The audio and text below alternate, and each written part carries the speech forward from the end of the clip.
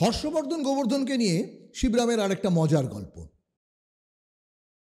একদিন হঠাৎ গোবর্ধন এসে হর্ষবর্ধনকে বলল যে, দাদা তুমি তো আমার চেয়ে বয়সে বড়, তোমার জ্ঞান কত বেশি, তা এসো না আমরা একটু বাজি ধরি।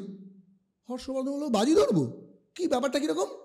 গোবর্ধন বলল, খুব সোজা, আমি তোমায় কোনো প্রশ্ন করব, তুমি যদি না পারো তুমি আমায় 20 টাকা দেবে, আর তারপর তুমি আমায় প্রশ্ন করবে, আমি যদি না পারি আমি তোমায় 10 টাকা দেবো, কারণ আমি তো তোমার চেয়ে অনেক ছোট, জ্ঞানে গম্যিতে সবেতেই তোমার চেয়ে অর্ধেক, তাই আমি তোমায় অর্ধেক টাকা দেবো।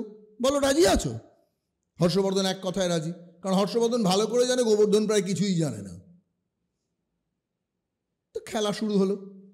হর্ষবর্ধন বলল, প্রথমে কে প্রশ্ন করবে? গোবর্ধন বলল, আমি করি। হর্ষবর্ধন বলল, কর। গোবর্ধন বলল, সেটা কোন প্রাণী যার 6টা পা আর 5টা ডানা? সে প্রাণীটা 6টা পা দিয়ে দৌড়োয় আর 5টা ডানা মেলে ওড়ে। হর্ষবর্ধন আকাশ পাতাল ভেবে কিছুই পেল না। বললাম, পারলাম না রে গোবরা। গোবর্ধন বলল, তাহলে 20 টাকা দাও। হর্ষবর্ধন 20 টাকা দিল। গোবর্ধন বলল, এবার তোমার প্রশ্ন। হর্ষবর্ধন বলল, ওই তুই যে প্রশ্নটা আমায় করেছিস ওটাই বল, সেটা কোন প্রাণী যেটা 6 পা দিয়ে দৌড়োয় আর 5টা ডানা মেলে উড়ে যায়?